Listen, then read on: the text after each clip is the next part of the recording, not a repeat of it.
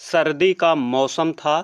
सुबह के लगभग 11 बजे का ठंड इतना तेज थी कि जैसे आसमान से बर्फ गिर रही थी। शहर की सड़कों पर आवागमन तेज था।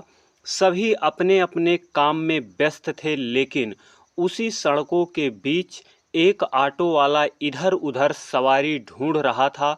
उसकी उम्र लगभग 28 साल थी। साधारण कपड़े, चेहरे पर पसीना और आंखों में एक अलग ही चमक थी।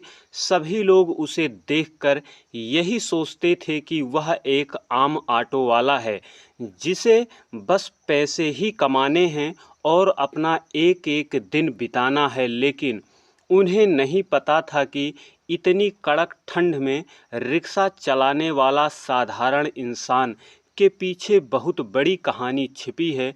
वह सुबह 6 बजे से रिक्शा लेकर निकल जाता, सड़कों पर इधर उधर घूमता, बस स्टैंड, स्कूल, स्टेशन, सरकारी दफ्तर, पैसों के लिए चक्कर लगाता रहता।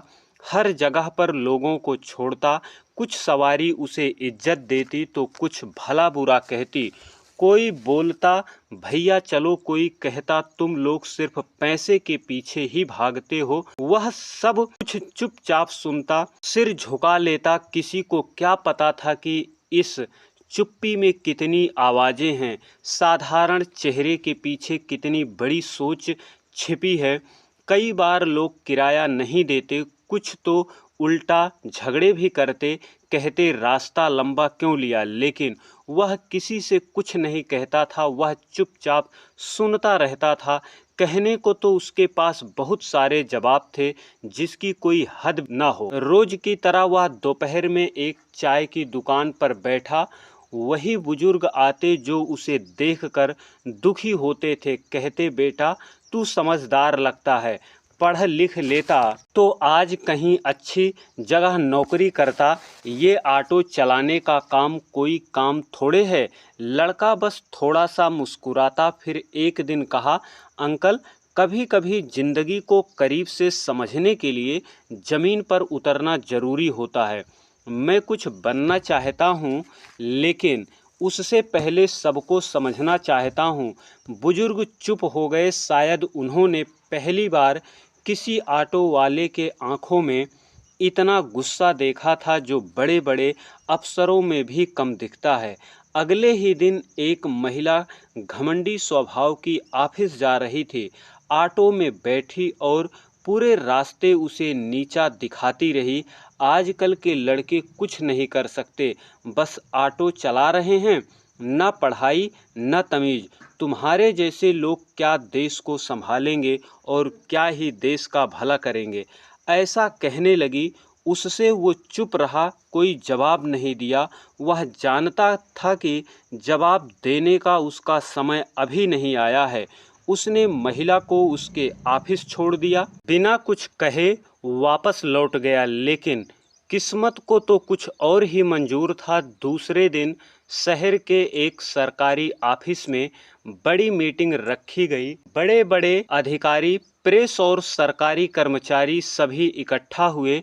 उस महिला को उसी मीटिंग में जाना था जिसने उसे कुछ कहा था। जैसे ही वो ऑफिस पहुंची तो वहां की साज सज्जा देखकर उसे समझ आ गया कि बहुत बड़ा अफसर आने वाला है। थोड़ी देर में एक खूबसूरत नौजवान सूट बूट में आया, आत्मविश्वास से भरा हुआ। जैसे ही उसने माइक संभाला, महिला की आंखें फटी की फटी रह गईं। वो भी ऑटो वाला था। सबके सामने सच्चाई का खुलासा हुआ। मंच पर खड़ा वो नौजवान था कुलदीप राय, हाल ही में पोस्ट हुए आईपीएस अधिकारी। उसने बोलना शुरू किया, कभी कभी हमें जिंदगी को समझने के लिए किताबों से ज़्यादा ज़रूरी होता है। पूरे मीटिंग हॉल में सन्नाटा छा जाता है। सब उसकी बातें ध्यान से सुन रहे थे। मैंने देखा कि लोग कैसे काम करने वाले को लोग तुच्छ समझते हैं और मेहनत करने वाले को अपमानित किया जाता है, और सिर्फ कपड़ों और काम से इंसान को आंक लिया जाता है। लेकिन मैं यही कहना चाहता हूँ, जो इंसान पसीना बहाकर काम कर रहा है वो कभी छोटा नहीं होता। तालियों की गूंज पूरे मीटिंग हॉल में फैल गई। उस महिला की आंखों में शर्म के आंसू थे। मीटिंग के बाद महिला ने कुलदीप से माफ़ी मांगी। उसने कहा, मुझे माफ़ कर दीजिए, मैंने आपको जाने बिना बहुत ज़्यादा कुछ कह दिया। कुलदीप मुस्कुराते हुए जवाब दिया, आपने जो कहा आम बात है, क्योंकि हमारी सोच यही है। जब आपने सच देख ही लिया, अब कभी किसी के कपड़ों से देखकर जज मत करना। महिला की आंखों से आंसू बहने लगे। वो कुछ कह नहीं पाई, लेकिन उस दिन से उसकी सोच बदल गई। कुलदीप ने अपनी पोस्टिंग ज्वाइन कर ली थी। शहर के लोग अब सिर्फ अफसर नहीं, प्रेरणा मानते थे। जिसने ये देखा कि जमीन से जुड़कर भी ऊंचाइयों को छुआ जा सकता है, वो चाय वाला बुजुर्ग एक दिन उनके ऑफिस आया। कुलदीप ने उन्हें पहचान लिया और बैठाकर चाय पिलाई। अगर वीडियो अच्छी लगी हो तो सब्सक्राइब करना ना भूलें, लाइक करें, शेयर करें। आप सभी को बहुत बहुत धन्यवाद।